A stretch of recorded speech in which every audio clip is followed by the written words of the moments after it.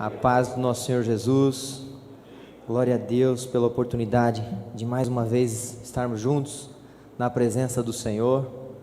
Hoje pela manhã eu estava lembrando da minha infância, lá em Aquidauana, meus 5 aos 9 anos de idade. Saíamos uma vez por mês do bairro para a sede, porque nós íamos tomar a ceia do Senhor na sede. E era mais ou menos uns 5 quilômetros, e nós íamos a pé. Os irmãos que na época tinham melhor condição, tinham a Belina, Corcel, Fusca, não desmerecendo, mas eu via a alegria dos irmãos que se movimentavam a pé para ir à casa do Senhor. Era glorioso demais, uns indo, outros vindo, porque todos na sua denominação, naquele lugar que serviu a Deus, nós se encontrávamos, e eu lembro disso, isso ficou gravado na minha memória. É glorioso vir à casa do Senhor, como o apóstolo abriu hoje aqui, nosso culto, dizendo do compromisso de estarmos diante do Todo-Poderoso.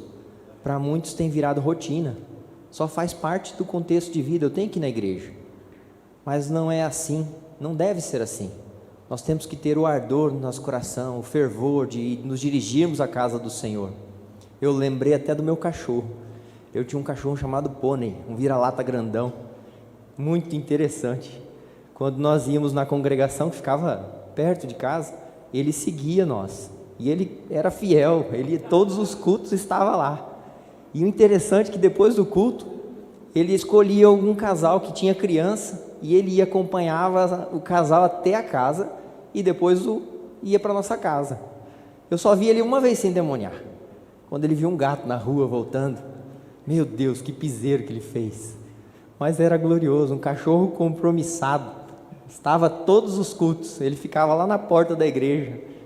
Como que é, né? Um animal, só usei de exemplo, mas é isso que nós temos que ter no nosso coração, compromisso de estarmos na casa do Senhor. O desejo não significa que vocês têm que vir a pé para ser melhor, não é o meio que te traz aqui, mas é a condição do seu coração de chegar até aqui. Isso faz total diferença, adorar o Senhor na essência da sua vida. E eu peço para vocês abrirem a Bíblia de vocês ali no livro de Josué, capítulo 24. Vamos orar sobre esse texto sagrado. Josué, capítulo 24. Coloca a mão na sua Bíblia, se for no celular.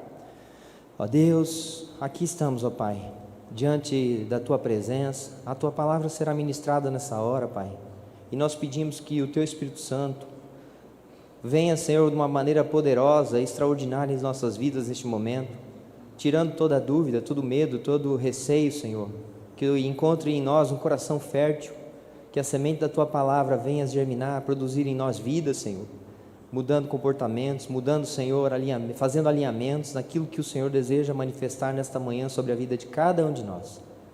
Tua é a glória, Teu é o poder, e para sempre será, Senhor. E assim nós te bendizemos e te louvamos por este momento, e te agradecemos pelo privilégio e oportunidade de estarmos na Tua casa mais uma vez, no Teu nome, Jesus. Amém. Eu e a minha casa serviremos ao Senhor. Há uns 10 anos atrás, mais ou menos, eu escutei essa ministração. Ela é conhecida como a ministração das 3 cadeiras. Mas eu, pensando, meditando na palavra, eu mudei algumas coisas e eu determinei que o melhor tema para ela é: eu e minha casa serviremos ao Senhor. Uma decisão de um homem de Deus, que nós vamos ver mais à frente. Interessante que o homem que ministrou isso, ele hoje, 10, 12 anos após a ministração, que está registrada até hoje, a preocupação dele ali na ministração era a preocupação da sucessão da igreja. Ele estava fazendo um trabalho glorioso de crescimento, e ele falava: mas e o que será se eu não estiver aqui? Ou como será daqui um certo tempo? E ele estava preocupado, e hoje ele mesmo se perdeu no seu caminhar. Hoje ele é um dos principais adeptos da igreja. A Bíblia precisa ser atualizada. Que loucura! Umas heresias fora de contexto, que se vocês procurarem depois, é estarrecedor. Mas o que ele ministrou ali é de suma importância e marcou a minha história, e eu quero compartilhar com vocês hoje um pouquinho. Meditando na palavra essa semana, eu vi 2 vídeos na internet, aleatoriamente, contextualizando homens de negócios, falando de empresas familiares, e eles falaram 2 frases em 2 momentos diferentes, que eu achei interessante, eu quero compartilhar com vocês. Diziam eles: pai rico, filho nobre, neto pobre. É um conhecimento da economia de uma empresa familiar. O outro disse assim: o avô constrói, o filho mantém e vem o neto destrói. Não que seja assim absolutamente para todos, mas diziam deles que 30% das empresas familiares, elas se acabam na 2ª geração. O pai construiu, vem o filho e destruiu. E aí, nas explicações dele, eles justamente falavam da condição, da dificuldade de um pai transferir ao filho muito mais do que bens e patrimônios. Eles falavam ali da condição de transferir a essência da vida, transferir conhecimento, transferir para o filho um legado, uma história, capaz com que esse filho, ao receber uma herança, pudesse fazer com que, em vez de diminuir ou perder-se, crescer muito mais. E aí, um dos exemplos é de um moço da CIMED, que viu a 3ª maior indústria farmacêutica do país. Esse moço viu o avô construindo, viu o pai mantendo, e ele falou e decidiu no seu coração que ele não queria destruir. Ele pegou, fez com que o negócio melhorasse 10 vezes mais do que era. E é hoje um grande bilionário do nosso país. Então, olha só a questão dos exemplos, como isso faz total importância nas nossas vidas. Quando não acontecem as brigas por causa de herança, por causa de legados, e por isso as coisas vão se perdendo e as coisas não se perpetuam. E nós vivemos uns ciclos na vida. Haverá um fim para nós, é uma sentença, a morte. Nós um dia iremos morrer, estamos chegando no tempo do arrebatamento da igreja, estamos vivendo os últimos dias da igreja na terra. E aí eu vejo meus filhos, tá, que as 2 pediram licença para não ir para a salinha, porque queriam ver o pai pregar, e eu dei a licença para elas. O Eduardo também falou, só que ele esqueceu, o Eduardo é mais esquecido, né? Ele falou: pai, eu vou assistir também. Eu falei: tá bom. Ele conversou comigo e passou direto. É uma bênção os meus filhos, eu os amo de todo o meu coração. Eu amo a minha casa, eu amo minha família, eu amo minha esposa, e o que eu desejo e eu faço na minha vida enquanto homem é tentar transmitir para eles tudo que eu posso, de encorajamento. Cada um, o Eduardo diz que quer ser engenheiro, e eu falo: você vai ser o maior e melhor engenheiro, vai construir os maiores prédios, para a glória do Senhor. A Camille está lá em Cáceres estudando medicina, vai ser a melhor médica. A Júlia disse que quer seguir os passos do pai, diz que quer ser advogada e empresária. A Isabela não sabe ainda o que quer, mas ela tem um gosto refinado, meus irmãos. Vai dar trabalho para o esposo. Os irmãos, eu lembro do Cheyenne, na salinha, no culto infantil, as crianças comendo bolacha, ela: tio, tem morangos? Então vai ter que trabalhar bastante esse marido para poder sustentar a abençoada da minha filha. E eu luto para que eles vejam em mim um homem de Deus. Eu luto para que eles vejam em mim um pai querido, um pai amoroso, um homem temente a Deus. Não é fácil transferir. Quinta-feira minha filha pediu para ir para o escritório comigo. Pai, deixa eu ir contigo na sexta-feira pela manhã no escritório? Não, aquela coisa, falei: tá bom, minha filha, vou deixar. Terminou o GF, foram embora, daí ela e o irmão tretaram. E aí falei: você não vai mais. Ela falou: você é um mentiroso. Eu falei: eu vou pegar uma varinha, vou bater nela, que ela está me afrontando. Aí eu veio no meu coração: será que eu menti? Será que eu menti? Será que eu menti? Será que eu menti? Eu não menti, eu fiquei com isso. Falei: não, minha filha, calma lá, seu pai não é mentiroso não. Nós estamos reformulando aquilo que eu combinei, você desobedeceu. Tá bom, pai, não vou mais desobedecer. Então, eu me preocupo com essas coisas, e isso faz total diferença.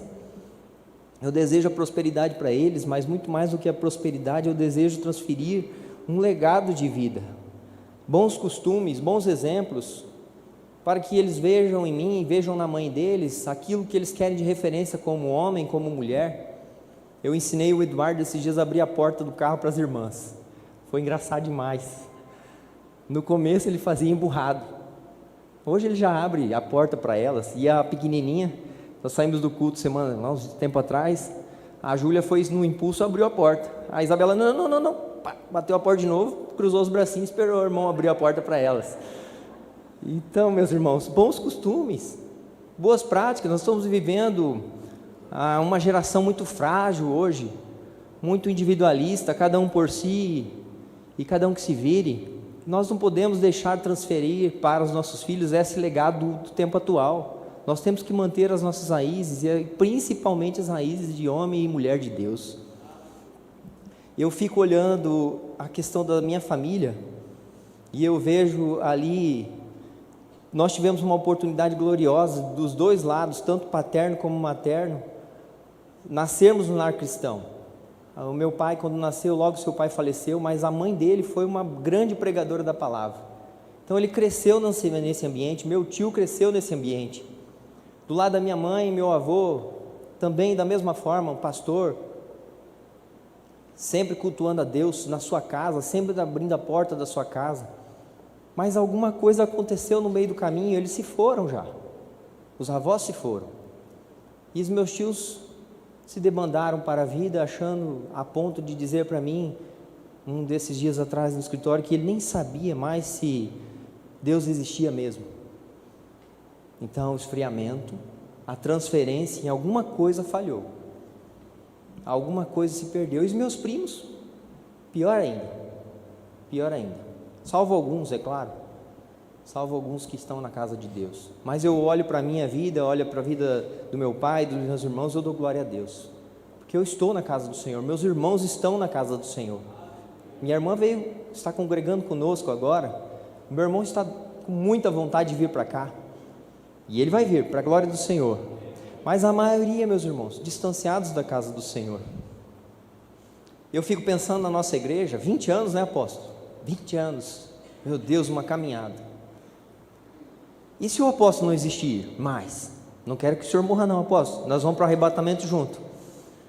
Mas só conjecturando, será que haveria homem de Deus, mulher de Deus, para dar continuidade no legado que o apóstolo está transferindo para nós? Será que nós estaríamos habilitados, ou talvez cada um para o seu cantinho, ir espalhando e se perderia? Será que nós estamos prontos para dar continuidade no trabalho maravilhoso que ele desempenha aqui? Uma condição de homem de Deus, referência, um homem que ora, que busca, que quer que a palavra seja manifestada. Será que eu e você estamos prontos para assumir um legado desse?